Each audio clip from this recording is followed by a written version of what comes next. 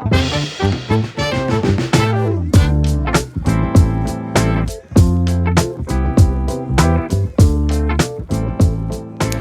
everyone, welcome along to another episode of Football Manager Therapy. I'm of course your host Tony Jameson, and joining me as always is the one and only Rich Owens. Rich, how the devil are you, buddy?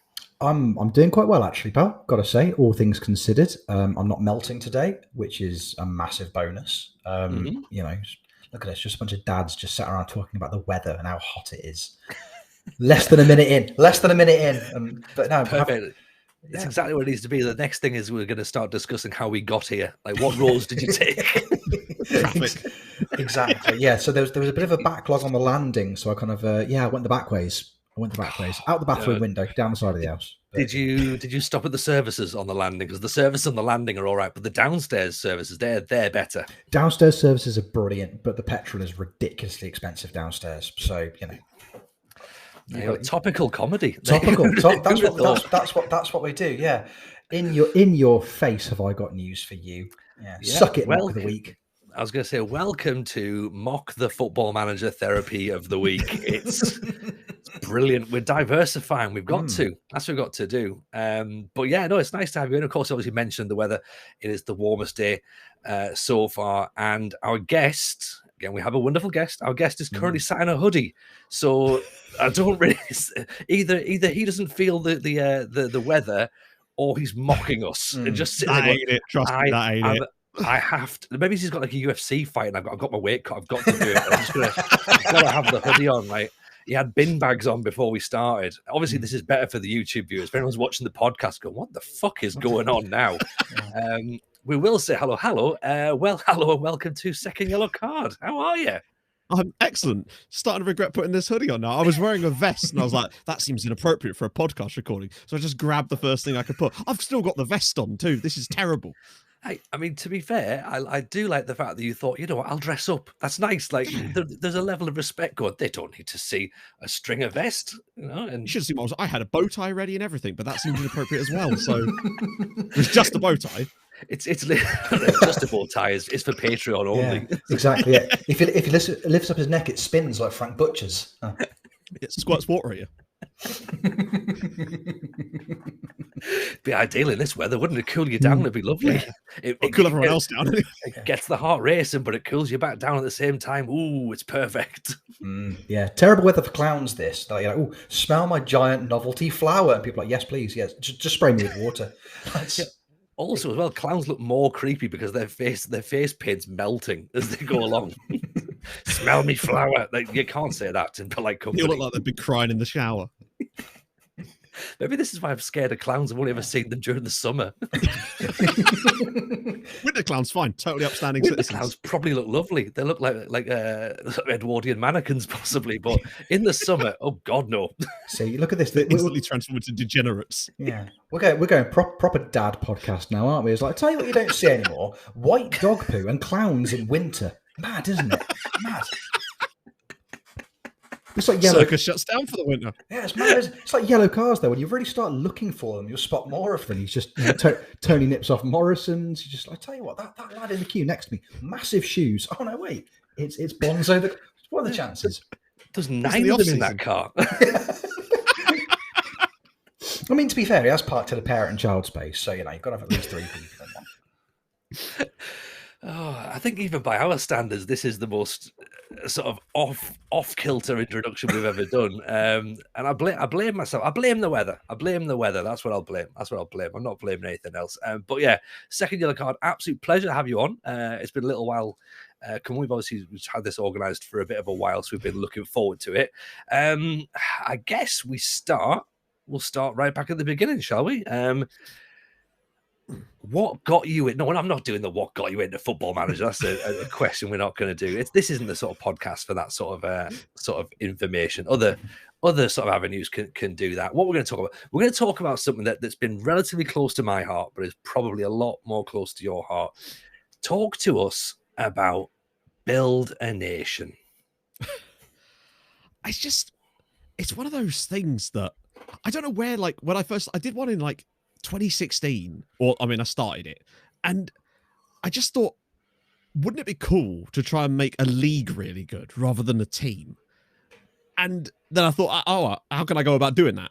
And at the time, honestly, I didn't really know. I was like, oh, we'll just win stuff and then things will happen. We'll go up and lots of money comes to league and league does good things. But FM doesn't really work that way because transfer AI and like you give a team £1 billion and they'll spend it on a non-league guy and put him on 90 grand a week. It doesn't really work that way. So that was a bit of a failure. And then I quit YouTube for 2 years. But then when I came back, it wasn't directly because of that, but it wasn't entirely not because of that either. And I thought I'd try it again. And I realized that actually you could sort of do it, but you had to sort of babysit the other teams and sort of be like, look, I'll give you some loan players, but you've got to use them and you have to play them in Europe, but you don't have to pay for them. It's fine. And then I just kind of got into the point where it was like you're playing a save and you're having fun with your own team, but then you suddenly realize that you're rooting for all the other, in this case, it was Polish teams in European competitions. And suddenly it's like you're managing 5 teams at once with only actually managing 1. It was brilliant. And I've just loved it ever since, honestly. It's been really, really good fun the last couple of saves like that. I think it's been an amazing sort of set of stories to watch. I mean, I've tried it on FM22, tried and probably failed. I would say is the I didn't so much build a nation. I took a nation to its knees is what I did and caused civil unrest. You built it some crutches after you'd broken its legs. Yeah, I built an airport for me to leave. That's what I built. Yeah. Less of a build a nation, more of a start a revolution. That was the. I'm amazing on Civilization, not so good on Football Manager. If only Gandhi could play Football Manager, then maybe there'd be a chance for us. He'd have been better than half the players I've got on my team, that's for certain. But low aggression. Low aggression. Well, the thing is, that's fine though, because all my players had 2 for strength, so it'd be perfect. Yeah, exactly. But we had he'd also be a model professional as well, so he'd be great in there for leadership and mentoring. But yeah, because obviously I caught your Polish builder nation, and obviously I've seen the Norway as well, and obviously we're now up to Northern Ireland. Like what's the pitfalls, I suppose, really? Because there'll be some people who are obviously listening and sort of going, I keep hearing the term builder nation, but I don't quite know what it means or how you do it. I mean, I suppose in a sense, like how do you do it really? Well, I think it depends, because when I see a lot of people do build a nation saves, when I look at them now, what they're trying to do is build their national teams up. And that's never what I intended to do when I did I don't know if it was the first one that was like called Build a Nation when I did it the first time around, but like since then, particularly with the introduction of the dynamic youth rating, TM, and other youth ratings are available that may work. Yeah, you should try Championship Manager. But I think I've completely lost my train of thought. It's completely gone. What was the question? Hey, welcome to the podcast. That's exactly. You are officially one of us now. Yeah, the question was talking about the pitfalls of a builder nation and trying to explain it to people, because obviously, like I said, it's a term they hear, and it's a term that people obviously try and replicate, maybe without the success or the intricacies that build a nation save would require. I think the biggest pitfall is just that you have to be extremely patient. It takes a long time. You can't be like, oh, we'll do it in 5 years. No, you won't. 5 years into this save, I think we'd qualified for Europe, and that's it. And plus we start in the second tier. I always start with the second tier club when I do these, just because, it needs to be more difficult. But no, the main reason I start as a second tier club is because if you start as one of the major sides in a nation, you're just taking a good side and making them better. Whereas if you take a crap side, then you're at least adding additional quality to the top flight rather than re-establishing existing hegemonies, I suppose. So you just kind of every little advantage I can get. But the biggest pitfall is just it takes time. We've just started season 23 in Ireland, and we're 7th, going up to 6th maybe this year, but that's still a long way off of the top in England, which is always the big hegemonic target at the very top. But I don't know if we'll ever do it. Maybe one of these years. We got 3rd with Norway, and that had huge drawbacks because there's so much difficult. Because one of the ways you have to do it is you can't really be signing players from teams in your league, because then you're weakening your rivals and they need those players for Europe. So you kind of have to be able to sign from abroad, which then runs you into all sorts of problems with homegrown player quotas and all this sort of jazz that most leagues have. This is why I chose Ireland, because it doesn't have any rules like that. The only rule in Ireland is that non-EU players have to be on £296 a week minimum wage, which is basically, if you're in Europe, it doesn't matter. Your youth players are on twice that. So it's basically the rules are there are no rules. So it's one of the best leagues to try it in, but it starts so low down, and the other sides in the league are so awful that it takes a long time, and you have to start basically buying players purely to give to other teams. But we don't give them to, we just loan them. But getting them to accept the loans and actually try to build these loan farms up of players that want to go to these teams is so tedious and so difficult to get them to actually take the loans in the first place. I mean, we had an issue today where one of the other Irish sides, Sligo Rovers, returned 12 loan players to us and refused to extend the loans. And they left themselves with 5 senior players in their whole club. So they had so many loans from us for the last 2 seasons that they only left with 5 players at the club once they'd given all the loans back. And then for some reason they refused to take them back again. And of course they're screwed in Europe now because you can only register 3 players after Christmas. So they're going to have like 3 greyed out players in their starting 11 when they play their knockout matches. Stuff like that, just random acts of idiocy. They've not thought that through. They've not thought that through. They have not. No, it's because, you know, we all know how frustrating sometimes the loan system can be. You know, we've all been there with, you know, you've got a player in your squad who's not quite first team ready. And like, anybody can have him. Anybody can have him. My only remit is that he's squad player minimum. Ideally a regular starter. I don't want any wage contribution. I don't want any money from you. Just please take him and let him play football for your club. And the difficulties you'll have in shipping one of those players out. Yeah. So I bet, oh, here's my 4th choice goalkeeper. Somebody give me 50 grand for him on loan for a season. 17 clubs all come rushing in. I was like, no, I'm trying to help you. Just let me help. It's very weirdly weighted. And they just make the strangest decisions. Because you'd think, to me, if you're another club, and particularly if you're a club in the level that we're at, where we're spending 50 million a year on wages, and the nearest club is spending 3 million a year on wages, and I've got a guy that's on 15 grand a week and would be easily the best player at their club, and I'm saying, hey, have him for free. I'm going to pay his wages for as long as you want. And they're like, nah, don't fancy it, mate. And the thing is, though, and this is what happened with Sligo. After they returned all those loans, 2 days later, they were putting loan bids in for other players that we had. But the difference is, when I offered them the players for free, they'd say no. 2 days later, they'd come in with a loan offer where they're offering to pay me for them. I'm like, mate, are you not communicating here? I mean, I know we borrowed a couple of right backs off you, but have you got any wing backs? Because we've changed our formation, and I can't tell them to play a little higher up. Have you got anything in a large? Possibly, just I'll go check in the back. Yeah, it's just some other club's director of football. He sat there, he's seen the emails. Like, we could have the best striker in the league on loan for as long as we want for free, and he's about to respond to you. But that in the back of his head, he can remember that email he got 2 years ago from a Nigerian prince offering him $50 million, and all he had to do was stump up 2.5 grand. And he's like, oh, that's just there. It's like, oh, I don't know. Second yellow card? That's not even a real name. I love the idea that the director of football marks your email as phishing. All of them are going in the spam folder now. He's just not even seeing them. Also, as well, like, fair play to your level of admin in game that all of your transfer offers are done via email as well. I do some of my facts too. I need an audit trail just to make sure that everyone knows what's going on. I think I'd be better off just putting them all on a minibus and driving them around on like a tour, being like, hey, look, it's like some kind of. I don't think you're allowed to do that anymore now. I don't think you're allowed to have a minibus full of players and go, you live here now. Like, I don't think you can do that. Alternatively, it's just trying to get them to odd and wingy themselves, isn't it? Right, you get in your Land Rover, you drive down there, you park up outside the stadium, and you just tell the press you play for them now. Don't. Sorry, you live in Dundalk now. Show them that you want it. Show a bit of desire. Yeah, just like if you can be in the car park with, you know, some proof that you've rented a property in the local area, that would really go down well. That would at least like a train ticket. Yeah. So we know who you got here. Yeah, are you signing a contract? No, this is my tenancy agreement. I've already paid. I work in Subway.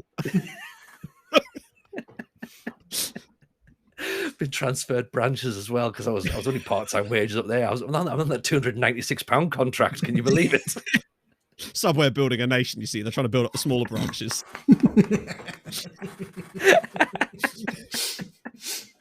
You know what? I think that would be. I'd be fine with that as a game as well. I'd be totally fine with that. That'd be incredible. Franchise manager. Yeah. I want to win the Sandwich Champions League.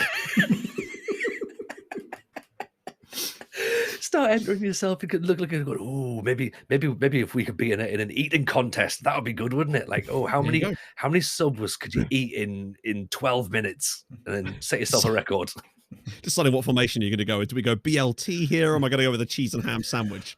Exactly. Yeah. But then in 2 years' time, the game's too easy, so everyone's limiting themselves. Like, right, I can only use Italian herbs and cheese. No bread allowed, just crackers. Meatballs are OP this year, clearly. Only on attacking. Oh, double cheese. He's going double cheese. He's slicing the bread asymmetrically as well. Clearly does it online. Yeah. Oh, he's cheating. Look at him. He's gone fillingless. Oh, what a coward. This guy's a condiment merchant. He's always playing for condiments. He just puts 2 massive cookies either side of the bag.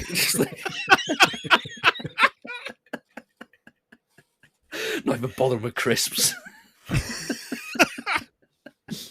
Nah, crisps is like downloading tactics. You can't do that.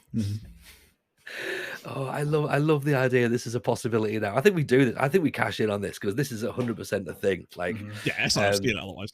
I mean, I say, like, I tried it because I'm obviously watching your content and streams, and then with the advertisements of the dynamic youth rating TM that was advertised in FM22. I was like, right, let's do it. Let's have a go, okay? And I got swept up in the whole thing. I was like, let's do Indonesia, because again, I was like, look at a league that we've not done before, that's going to be difficult. Like, Indonesia is a nation it's an international team. I think have only ever qualified, have got to the quarterfinals of the World Cup once, and that was at the first World Cup, and then they've never really been there since. So I was like, that's brilliant. I said, no Indonesian teams ever won the Asian Champions League. That's brilliant. Let's do that. Fucking hell. I got into it. Like, I loved it. It was great. But you're saying there that you're in 23 seasons in and you finished 7th. That feels like most of my saves anyway, really. Like, so for me, I'd need 4. You know the new photographs they've just done from the space telescope, James Webb telescope. Yeah, like 13 billion years. That's me with a build a nation save. Like, they've had to redshift to see your save. That's how far off it's the Doppler effect.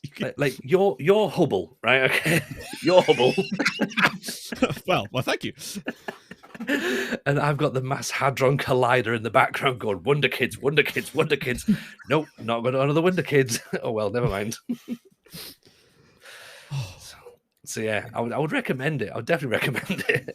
But I loved it. I genuinely loved it. But I say it was more about the lack of success. I was fine with, because again, people who watch my streams know lack of success. I'm totally cool with that. That's the fun part.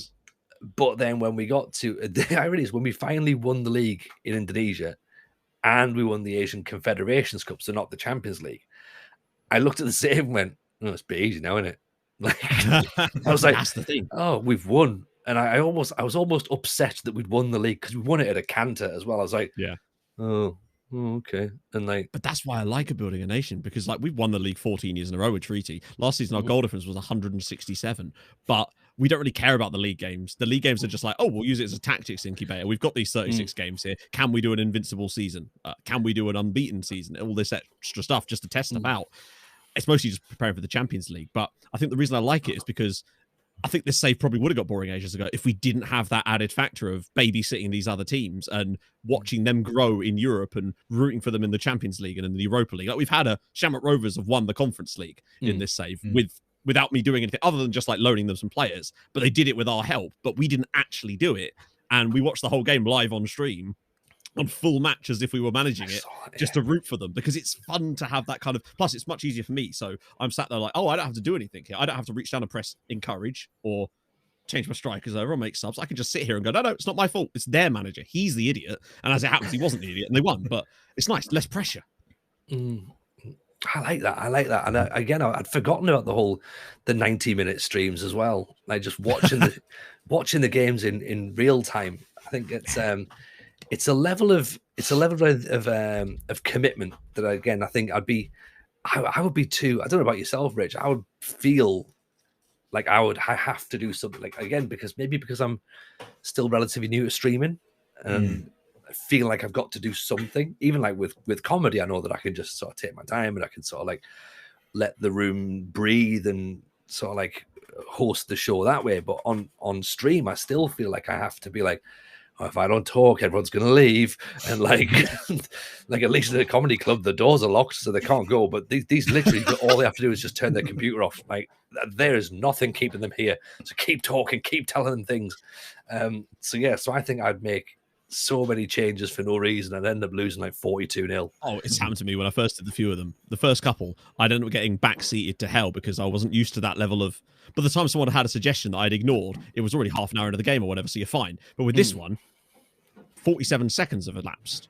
And you're like, oh, I probably should make that change. You're making substitutions, you realise you're 9 minutes into the match, and you're like, actually, wait, I've got to slow this the hell down. But once I sort of stopped doing that and just refused to make any changes until like the 70th minute, unless I saw something really glaringly obvious, then it became really fun because you see all sorts of stuff in full match that makes you go, oh, I see why we have highlight packages. I understand now. I don't need to see that same throw in repeatedly over and over again. And I now understand that, but it's still fun because you kind of get the whole big match environment and you don't have to do it that often. And it's nice for chat. It's fun. I really enjoy them. Wish I did more of them. We need to get to finals for that to happen. I think I would probably rather do what you've done there, you know, like with the Conference League final, just sitting there and watching a match on full 90-minute highlights that you're not in control of. Because it's that for me, like Tony says, that pressure for like you need some kind of constant interaction. There's got to be something there.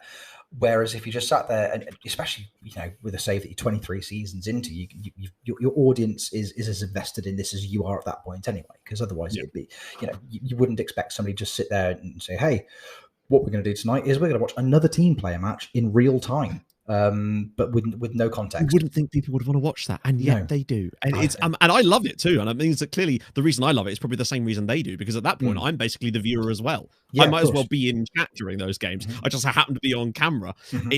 I like it when it's our team because I can just sit there and mostly just shoot the shit with chat while it's like there's lull periods. I'll obviously be commentating when something's actually happening, but most of the time I'm just talking to chat and seeing what's going on until such time as there's actually something to talk about during the games. And it can go through some pretty fallow periods. I often find that when you watch a full match, there's just so little going on. I think the first time we did it this season round, we had like, the first half, there was like 3 shots.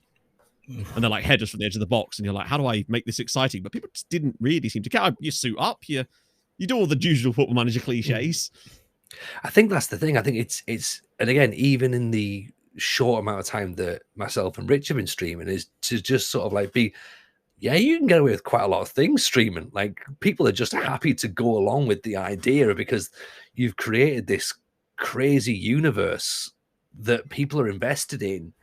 And it's brilliant. Like, it's so amazing to get people on board who, of course, have been throughout the journey with you. I mean, there'll be people, of course, who join in towards the end, or they'll just turn up for the 90-minute final and be like, oh, what's going on here? Oh, we're doing a full 90 minutes. Oh, okay, cool. Right, let's have a little watch of that. And then already they're invested in the fact that we don't see this all the time. Like, I've never done a 90-minute match. I remember the first cup final we got to on stream, and I was going, well, I'm gonna have to wear a suit. I have to do this because, of course. And I was like, I'm doing it. And of course, my chat like, yeah, good. He's done it. He's done it good. And then my wife's downstairs, like, screenshotting it and putting it on Facebook, going, whose husband is sat online in a suit streaming a cup final? It was the Papa John's Cup final as well, by the way, and actually a massively important cup final that we won. There's pizza involved. Exactly. And you know what? Joke's on her, though, because once we won it, she brought a tiny bottle of champagne up for me to celebrate. So exactly. So they pretend they don't care. But I won the Europa League last year with Tromsø. Got a massive glass of gin. Yeah, exactly. I didn't get the gin. The gin came to me. It wasn't the gin fairy that did it. Oh, no. It was that person who pretended not to care. We've had it all. We had when we won with odds, when our first ever Norwegian Cup with odds, the penalties, we went to penalties and it was 11-10. And it got tense. Now, that was 11 goals scored. So, of course, we had a couple that were missed as well. That was tense. And you could just feel it. And again, like, you're sat in your room, you're in front of your computer, you don't see the people that are involved in the chat, but you can feel that there's tension. They can feel that there's tension going on. And then when that final whistle goes, or the goal goes in, or the penalty scored, just everyone loves it. Everyone loves it. And it's like, it's again, for someone who's relatively new to this community and this scene, oh, what a great feeling. What a great feeling, right? You just see chat filling up. Because everyone's been like, they've got their hands on the keyboard ready to go with something. And no matter what happens, chat just goes mental. It's one of the best feelings, really, because you know that maybe you're not, but you, in a way, are eliciting that reaction. And that's the best thing ever. Just when you feel like you're a part of something cool, it's the best. That's what makes streaming so fun. Absolutely. And was that, I think you mentioned again a little bit, I'll let Rich come in on the next question here. Like you mentioned falling out with YouTube. Well, not falling out with YouTube, but there's a little hiatus with YouTube. Like, what was the plan? Obviously, you had YouTube previously. Was Twitch something that you were sort of always aiming towards? Or was it Twitch something that you stumbled into, or was it just a natural progression? I'd like to think it was a natural progression, but it wasn't something I wanted to stream for ages. I've been telling myself for probably about a year and a half, from like early 2019, like, you need to start streaming, because the only way you're going to take this any further than where it is if you do start streaming. And I felt like I could be maybe quite good at it. I think I could be off the cuff pretty well, but I was worried. I was just anxious about it, and I couldn't push through that anxiety barrier to get myself. I did a couple of times. I managed to force myself to stream a couple of times in like April 2019, I think. But then it just stopped, and I couldn't seem to get past that. And then when COVID hit, I was like, screw it. I've got time. Everyone's got time. Let's just turn on the stream, start a save, see what happens, and commit to doing it 3 times a week for a couple of weeks. Just see what happens. If you don't like it, fine, you can stop again. If no one cares, you can stop again. Except because everyone was at home, there was a captive audience, and I loved the shit out of it. It was just the best thing ever. And all of a sudden, I had this extra part of my week, and it was around that sort of time where I was like, actually, maybe I could do this full time. And then after a couple of months, I went, actually, you know what, screw it. Let's just commit to that being a thing now. And then that allows more time that you can invest into upgrading it and going to the next level. And then 2 years later, this is where we are. It's bizarre.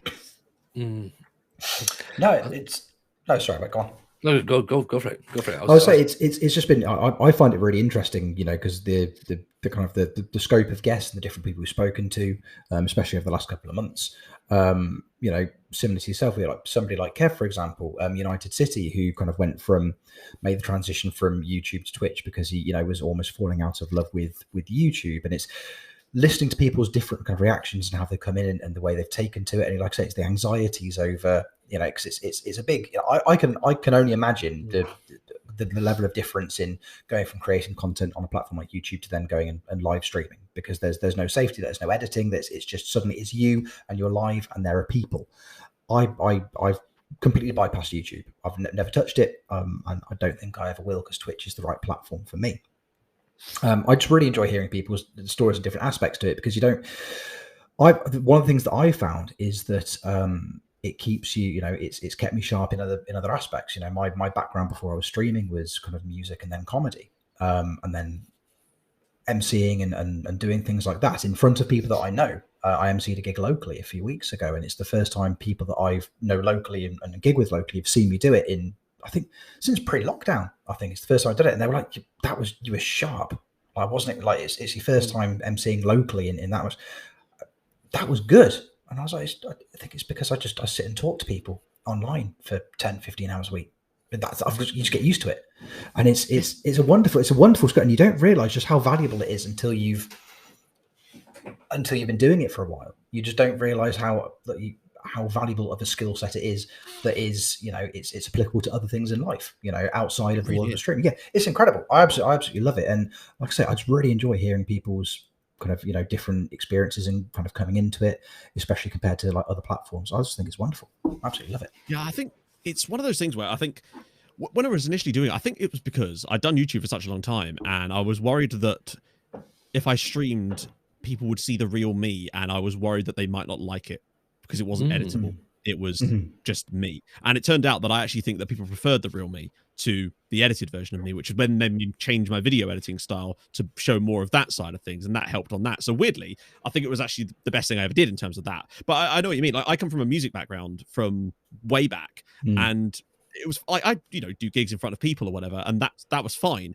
But I was always still a bit like shy about it, but I'd still do it because it was fun at the end of the day. But I think it just improves your communication skills. Even if you're not talking directly to people, you're still communicating, and it makes you get better at like organizing your thoughts and being able to have a catalog of anecdotes and things that you can say to break the ice in certain situations. I'd like to think that it's made me better socially in terms of being able to speak to people.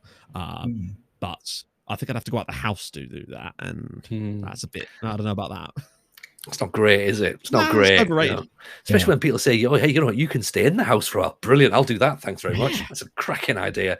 Because I think I think you've raised a really interesting point about that level of anxiety with getting to know the real you. And I mean, hey, you're talking to performers as well who again are exactly the same. Like, you know, I always thought when I started YouTube, I was like, I knew it wasn't for me, but I thought I had to do it. I didn't have a setup that was good enough to stream at the time. And I always equated YouTube to a solo one-way performance. And I didn't think they were getting the real me. I thought they were getting Tony Jameson is going to present YouTube. Thank you very much. And you will listen to my anecdotes about my Let's Play save. And then next week we'll have another anecdote. And that was like, it felt very much like the early days of comedy for me when I started stand-up. Like I felt very much like I had to be Tony Jameson, the comedian. And then when I started comparing and emceeing and hosting the show, I naturally became Tony and therefore became so much better because people just saw me hosting the night and I was like, right, this is cool. We're going to have this, and this is how it's going to be. And I was just so much more relaxed. And I was like, I know I'm funny and I know this is going to be much better if I do it this way. But when I couldn't get that mindset out of my head going, if I'm doing a set, I'm like, okay, it's my jokes. I have to do my jokes again. Even though I'm doing stories, it's not like jokes, but I still felt as I would just almost be like a bit more rigid. Yeah. And like, whereas you're Tony Jameson, the comedian, rather than Tony Jameson, the person. And really, those two things should be the same, but they almost end up in different boxes. And you don't want that. And I think the streaming element just kind of allows you to sort of push those boxes together and just end up with a complete package almost. That's just like, I'm a person. Here's me. I just happen to do some streaming as well, but I'm still the same person either way. I'm not any different off stream. It's not some character that I play. I couldn't play that character. And I think I'd be neurotic.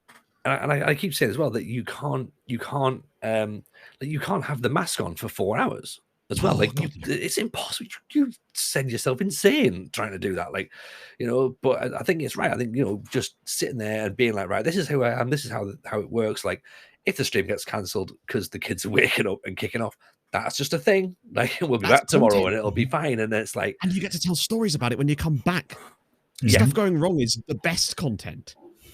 I look at everything like that. It's like, oh, it's a story for stream next time. It's and then and again being able to curate an audience to again sort of appreciate the fact that we're losing.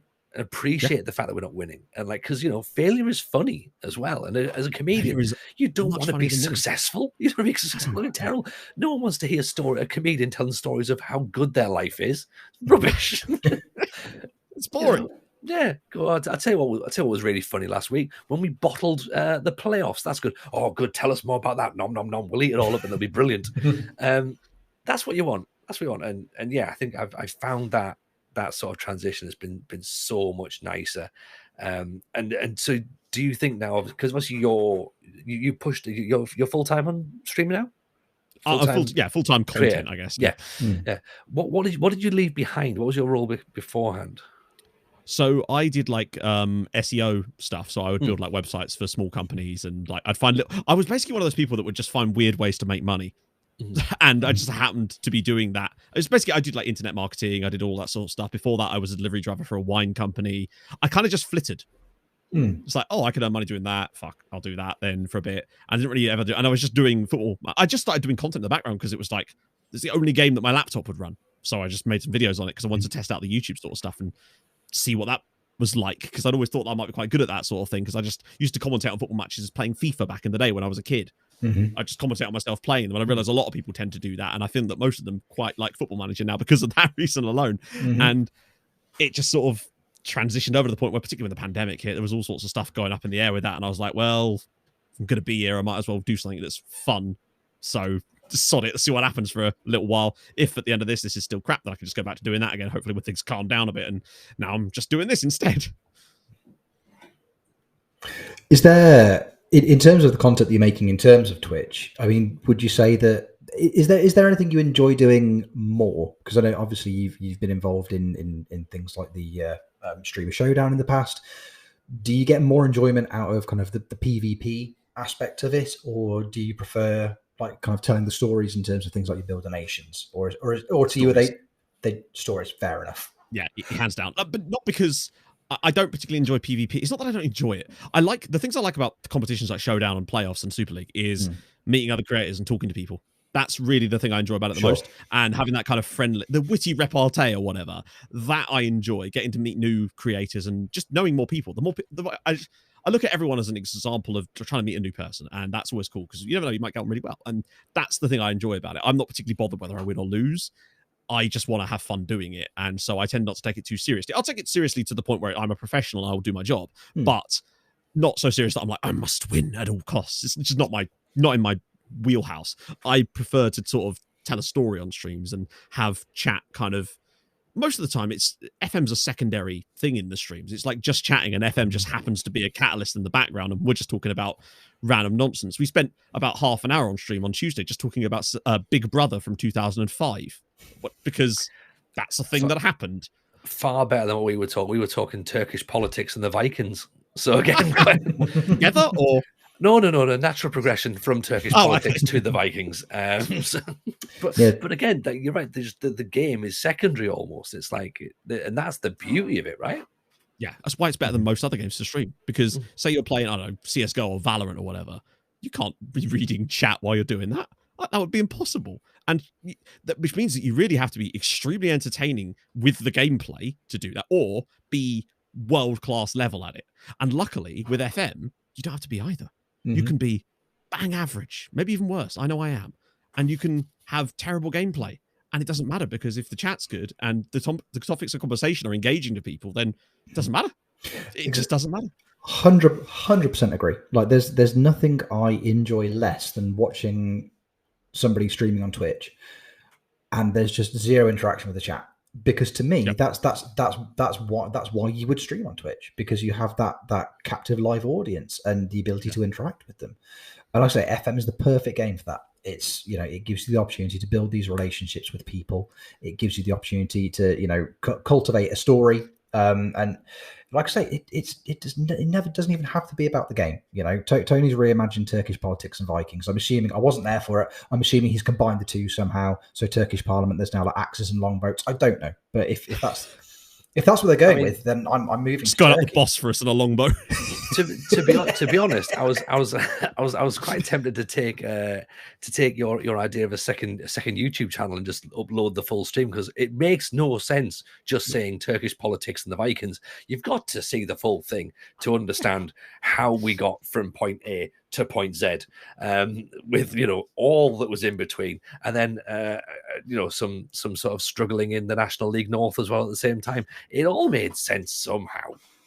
Yeah, it's great though. I mean, you can do clips and stuff are really. But I've started putting clips on my second channel now, and they do really well, much better than they would do if they were just on Twitch. If I see something funny that happens on stream, I've got some stuff from today that I need to upload, just because people seem to like it. It's like they'll just get a decent amount of viewership, but not really in the grand scheme of things. But the clips do really well. So that's exciting. It shows that there's still some level of interest in that sort of stuff. And it's even better when it's out of context. We don't need context as to why the Turkish Parliament and the Vikings are somehow intertwined. If anything, it's better if we don't know. Fill in the blanks, right? Like just choose your own adventure. How did you get to this point? Yeah, exactly. And you're right. Like, I mean, encouraging the chat to take part in that, like creating their clips. That's the thing that I've found really interesting. Like the chat are willing to say, I think that's funny, I'm going to clip that for you. Great, because then you get to know what they like, which is lovely. And that's that little sort of thing going, I really like that bit. I think we were going about there. Or that's a hell of a goal. I'm having a compilations of clips every year. Compilation. Just go through my Twitch library. Anything with a name, download it, have a look through them. Make a 15-minute video. Bam. it's just, and it's usually gold because there's just so much stuff that would have been clipped over the years that even if you disregard a few things that aren't maybe that funny, you're bound to find at least 15 minutes worth of stuff that is like roll on the floor laughter kind of funny. And that's the beauty of it. And it's nothing that usually I've done. It's usually something someone in chat said or something that's happened and I just happen to be reacting to it. And it's brilliant. I love making stuff like that. It's the funnest thing. It's just nice to have a good time, and it's nice to feel like you are contributing in some way to maybe other people having a good time. And it's kind of like this synergistic relationship because you're having a good time because they're having a good time. It's brilliant. It's basically just the modern version of the circus, just with smaller shoes. I mean, we've gone full circle, and we have because it's the summertime, so they exist. Yeah, that's exactly. Yeah. Well, yeah. Have you seen a big top with frost all over it? That'd be terrifying. Oh God, no! Don't. I'm not streaming the circus. I'm not streaming a circus. No chance. I'm not doing it. I mean, Rich has got the curly mustache for the strongman thing, so that could be a thing. Exactly. Do that. Yeah, exactly. Yeah, imagine in a unitard lifting a giant weight, which is just two black iron balls at the bar in the middle, one armed. Oh, that's content. Yeah. Have you seen Tony's stream? He shot himself out of a cannon the other day. Why? Circus was in town. He was swallowing swords. Yeah, he's clipped it, so you can have a look, see if it made sense. A bit of the compilation. Something about the economy, I think. You see, he was doing that interpretive trapeze act about Vikings. It was really strange. I think he was trying to sign a player from Malmo or something. Rich has bought a really small motorcycle to try and drive around his house in. Exactly. Yeah, that's it. I've never been much of like a sub goal guy, but 50 subs next stream, I'll tame a bear live on stream. You've got to be careful saying shit like that. I mistakenly said a couple of summers ago, oh, if I ever hit 500 subs, I'll get my legs waxed on stream, thinking, we've got like 200 now. Not a problem. No problem whatsoever. And then I remembered I hadn't streamed at that part of the game cycle yet. And then the game came out, and then Christmas came along, and then lo and behold, my legs were waxed. So that took a year to grow back. Yeah, how angry is the bear, Rich, as well? Because again, you can have a get-out clause here. You can tame like quite a timid bear, like a red panda. No, I've spent enough time around Tony to know that these top of the league tame bears. No, it's not worth your time. I want a rough and ready lower league bear that I can come in and I can. You want a Harrogate Town bear? I can. Yeah, exactly. That's what I want. You want a bear that rocks up smoking Marlboro Light. Yeah. What a crap bear that would be from the Builder Bear Workshop. have you got Harrogate Town Bear? I have, yeah, it's over there. Yeah. That would be in our Vanarama National Collection, sir. Yes. Why is he strangling the other bear? Look, he's from the other town. He's holding a shank. Yeah, he's Harrogate Railway Bear. That one. They don't get on. He's got a blade. You can come back and get him possibly on Thursday, but he is up in court on Wednesday, so he might not be around. It's got like a voice box in it, but all it can say is pejoratives.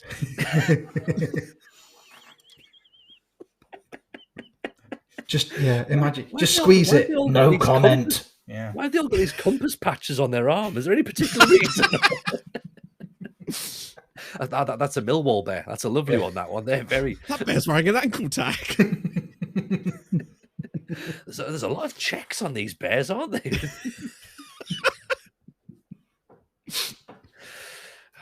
So 50 subs, Rich. You're selling yourself short, mate. If you're going to fight a bear, tame. Yeah, by the end of this game cycle, that bear's going to be my assistant manager. It's going to be great. Right, okay, that is right. So 50 subs, tame the bear. 60 subs, fight the bear when he's on the tame. Hey, which is sort of, and then 70 subs, retame the bear again after you've broken its trust. Exactly. 80 subs, tap a bear out. Yeah. 100 subs, rear naked chokehold on a bear. 100 subs, just the RSPCA turn up because I'm the person that's first recorded case of Stockholm syndrome in a bear. He loves me, but he hates me. You're both really lucky. You've got people in your lives that when you're successful at the game, they will bring you things. I won an FA Cup on stream the other night and I got nothing. I'm hoping by the end of the game cycle, I win another trophy. Imagine a bear just comes in, hands me a salmon live on stream. I've done that. Do you know what the weirdest thing is, though? My nickname for my girlfriend is the bear. That's not a joke. We actually call each other bear, which just makes this even better. That is not a joke.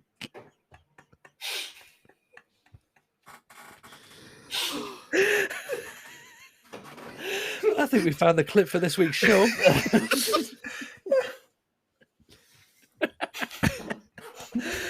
How doesn't even like fish. Just from Alaska. Useless. She'll learn. 100 subs. It's 100 subs. Oh dear. So yeah, You know what? Rich is doing really well in Europe. Why is Seki Nogard's girlfriend in the background eating a can of tuna? This makes no sense. Sometimes I worry that we don't have enough Football Manager chat on this podcast, but then there's sometimes I go, I don't think people are here for that. She wouldn't even take it out of the tin, just therapy's the word. Therapy's the word we have in this podcast title that really allows this to flow. Therapy does a lot of heavy lifting in this title, doesn't it? Though, yeah. Yeah, therapy is the deep lying playmaker. Oh yeah,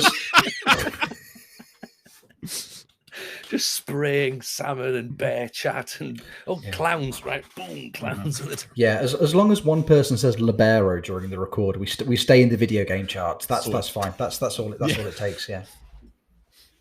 Oh, I love it. I don't even know where we're supposed to go at this point now. I'll ask some football stuff. Matt, do you follow real football? Because this is a thing I've noticed. No, I'm just like, no. But you know, like it's a weird thing to say though, because we've noticed that there are quite a few people now, myself, who doesn't have like a team to follow anymore now. But I think the amount of live games I've watched or stuff on TV, like I've not seen a lot in the last few years, even like without COVID. Right? We spoke to FM girl Alice. She was very much sort of open about she doesn't really follow football in real life. So I'm aware that there is a part of the community that aren't football fans per se. So I was just sort of curious as to sort of where you thought. Are you Harrogate Town by any chance? Or are you... you should see their mascot. Billericay, mate. It's I'm a Fulham fan. Okay. Yeah, and like, but yeah, I know what you mean. I think I've just become kind of apathetic to football. Not Fulham itself, but outside of it. Whereas there was a time when I would watch anything. I would just, hey, look, it's the Sunday 12:53 kickoff between Hull and West Bromwich Albion. It technically would have been a Premier League game, but I'd sit there and be like, right, I'm in. What's happening? What's Peter Odemwingie going to do? Whereas now, I couldn't care less. Like, I'll watch Fulham's games because they've been in the Premier League this season. I watched them last year when I could. But I don't know. People will ask me about transfer rumours, and I'm just kind of like, I don't care.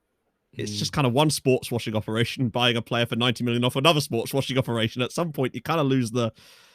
I don't know. I think I've just become apathetic to it, to be honest. And it's kind of sad, really. It's kind of just... There's no real mystery anymore. It's like, oh, will Liverpool win the league this year, or will Man City win the league this year? I suppose we've at least got that. Most other leagues have just got, will PSG win the league this year, or will PSG win the league this year? And it's just... How many points will PSG win the league by? Yeah, indeed. And is it triple figures?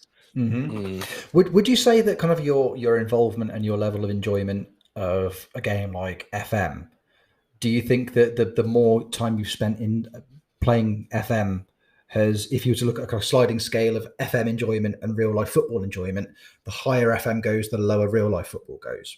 Yeah, I think because FM reminds you how fun football could be. Yes, exactly. It wasn't quite so shit. It's kind of like FM teaches you all these beautiful footballing stories, and then you'll watch documentaries about, yes, I remember when that happened back in the 50s. See, meh. But now it's, okay, you get your Leicesters, but that'll never happen again. I think every step that is taken by governing bodies of football and all this is to prevent that from ever happening again. And it just sort of, I don't know, FM reminds you that actually, if in its purest form, football can be like that, but it's probably not going to be like that anymore. And it seems to be moving further and further away from that. But FM's a way of kind of reminding yourself that actually that is the case. But yeah, because you then end up going into the escapism of FM and you realize that the only way you can enjoy football as much is by doing those stories rather than trying to relate that to real life football, because that link doesn't really exist anymore for me. Not really. Not the way it used to. That kind of childlike glee of getting up on a Saturday morning, watching Soccer AM back when it was all right, and watching the 3 o'clock... Well, not watching the 3 o'clock... watching the 3 o'clock kickoffs.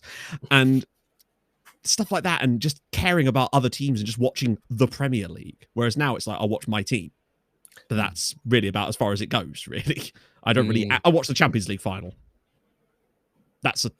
But other than that, I don't really watch much football outside of Fulham. Yeah, I mean, I'm in a position at the minute where, like, because obviously, like, the team I used to support, I had no connection with the city or anything. Like, there was no sort of family ties or whatever. Like, but I've just given up on it. It's fine. Like, we're now in a city where there is a football club. Like, from my town that I was born in, we didn't really have a football club. We had a little tiny little non-league football club. But then again, we had a couple of close cities. So again, I sort of should look to go back to that. We're now in a different city where there is a football club, 2 sons. I'm sort of looking at them going, if they want to get into football, then I'd quite like them to have a local team influence. Would be quite nice, and go like fine. You have to learn the struggle. I'm afraid you're not supporting a top flight club. It's a bit rubbish. But there is that thing of looking around, just going, the top flight's just shite.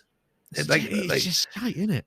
Like, people keep saying, like, oh, it's the best league in the world, or it's like, it's entertainment, and it's like, I made a comment to someone this week. They'd said that we were talking about women's football in the podcast with Alice, and she was obviously looking forward to the women's Euros. Now, you know what? Say that I've not watched much football. I've watched a lot of the women's Euros. I've really enjoyed it. It's been really, really good. The quality of football is fantastic. Of course, the amount of investment there's been in the women's game over years, then of course will naturally bring better quality players. And the crowds are fantastic, and people are getting involved, and it's amazing to see.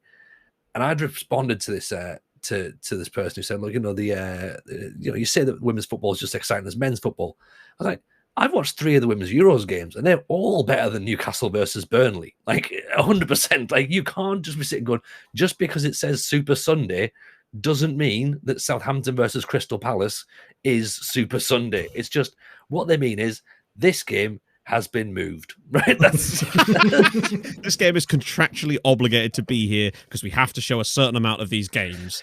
Yeah. Good luck, everybody. Now here's some punditry for a match that's happening later. Yeah. Let's find out what Alan Smith thinks. Really? Are we going to do that? No, yeah. I don't know. I think it's just because football is... It feels like there's just so much coverage. Yeah.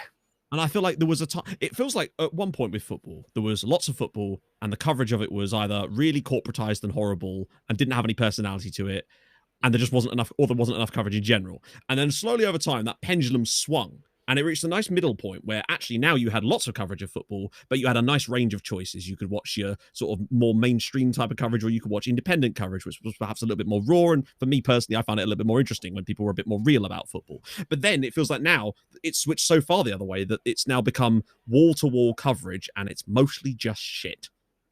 And it's hard to tear through all that to find anything valid anymore.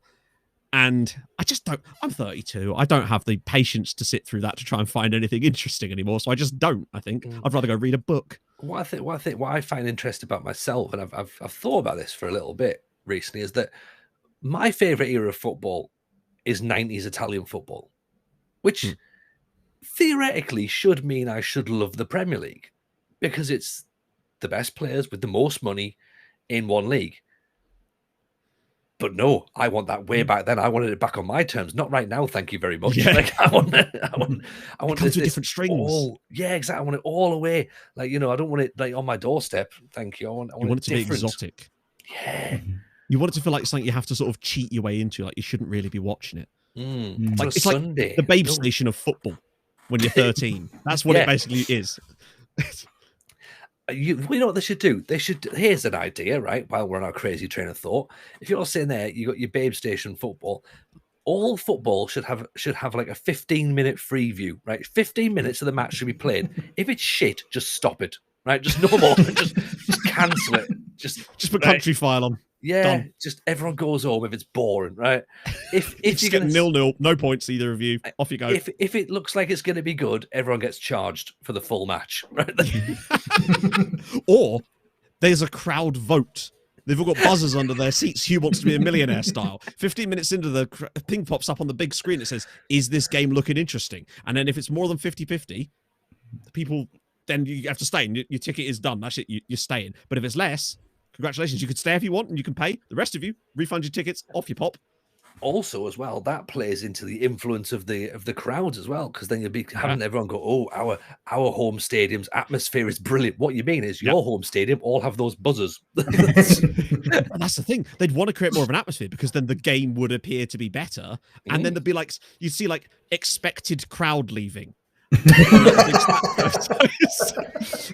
So like Southampton this season have an XP of 20,000 above. They're keeping way more fans in their stadium than those buzzers should any right to be.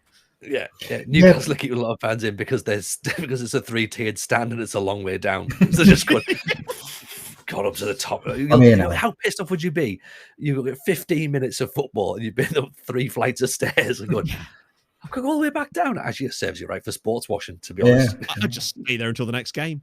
Exactly. I think a lot of it, if you bear in mind Tony's kind of, cheeky pay-per-view idea, it's going to depend which games are most discreetly billed to your account, isn't it? It's like, precisely, yes. Don't have to explain to you. You'd get bills from Spherical Sport Limited. Yeah. People are like, okay. Or have you been watching Crystal Palace? Oh, no. No, love, don't worry, it was porn. My brother used it. Oh, God, no. I would never watch something so heinous. It's just, really, really, really violent pornography. Who do you think I am? Come on. I'm better than that. With the joint credit card? Oh, God, how dare you. Exactly. We have children, Darren. Exactly. I want to see that news headline. I want to see it. Do you remember the news headline? There was the old boy from up north, and he bought £200 worth of adult material on their on pay-per-view, and his wife found out. And he just kept doubling down. He was like, "No, it wasn't me." Yes. And they went to the paper, and there's photos, and there's her with them. holding the bit. Yeah, it's going to be that, but it's going to be some guy's wife. It's like, well, somebody in this household spent £200 on Brentford versus West Ham, and it wasn't me. And it's going to be their husband in a Brentford shirt. Like, couldn't tell you. It's just a guy trying to discreetly hide his Brentford sofa cushions. But it's going to have those local newspaper photographs as well of, as you say, Dutch angles. Your man in a Brentford shirt stood outside the Brentford stadium looking sad while the wife points at the stadium and a bill. Goes, oh, I wonder what this story could be about. Darren in Brentford shame. I paid £300 to watch Match on a Tuesday. I want to see Eve Antoni's best compo face. That's what I want to see. It's been caught ordering like the reruns of the matches. But then you'll end up with sort of like low-level solicitors firms as well going, have you been missold EPL football?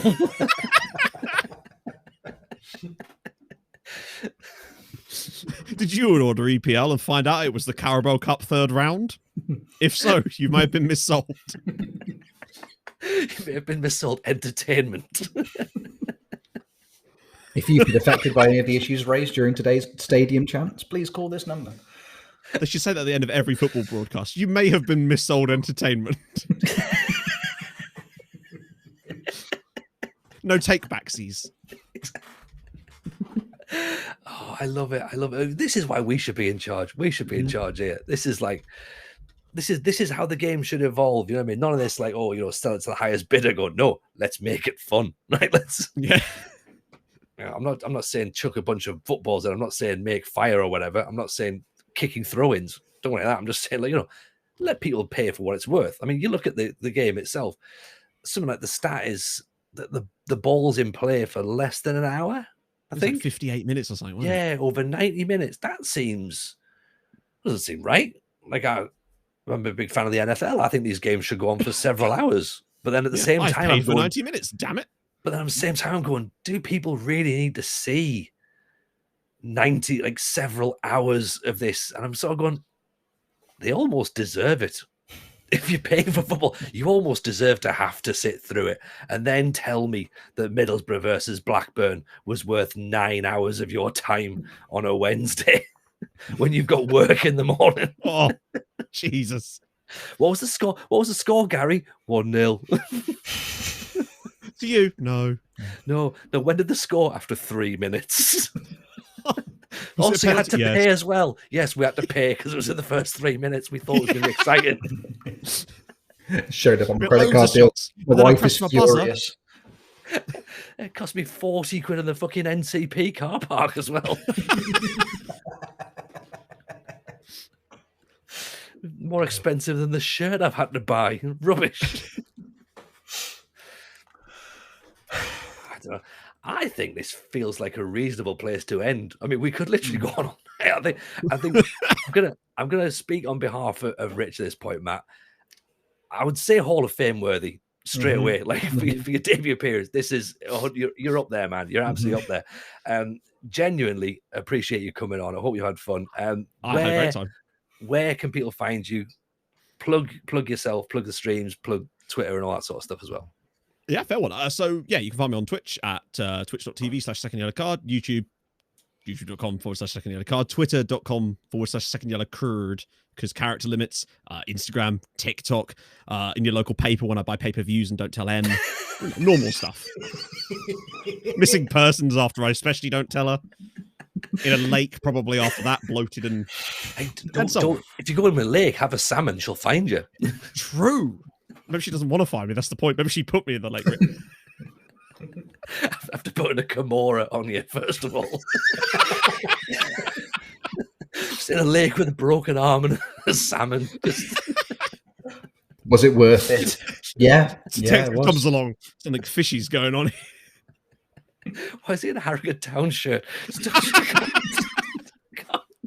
too much.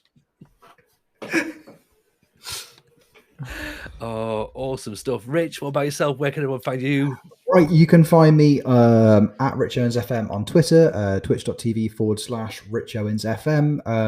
Come hang out. We make really actually quite good content. We have a lovely time. I won an FA Cup last week. I mean, if you want to see victory, actually that's a lie. You've missed it. I've won something now. It's all downhill from here. It's all downhill, but it's good. It's good downhill, enjoyable downhill. That's much better. That's much better plug than you've done recently. I told him during the week. I said, "Stop saying average content," and he went, "Oh, you want to see something good? It's crap now, though, but it was good before. Yeah. That's better. That's much better." Also, for 50 subs, Rich will tame a bear. So remember to keep that in your pockets as well. If you want to follow myself, it's at Tony Jameson on Twitter. It's Tony Jameson FM on Twitch, and of course, the podcast is at FMT Pod. You can also find us on YouTube, which is Football Manager Therapy, and on Patreon, you can follow us and support us for as little as £1 a month, which gets you an extra podcast, it gets you some early access, and it gets you some other stuff if you join the more expensive tiers. That is patreon.com/FMT Pod. Genuinely, I've loved this. I've loved this episode so much. I can't wait to hear what people's favorite bits are. So please do let us know. Keep your eyes out, of course, for about 90 minutes, and 90% of this will be probably put out as clips on Twitter as well, to be like, here's a bit. That's the whole podcast has been put out. Which, to be fair, is the sign of a good episode, I reckon. But yeah, no, Matt, as I say, thank you so much for coming on. Hope everyone's enjoyed it. Hope you all stayed safe. Take care, and we will see you all very soon on another episode of Football Manager Therapy.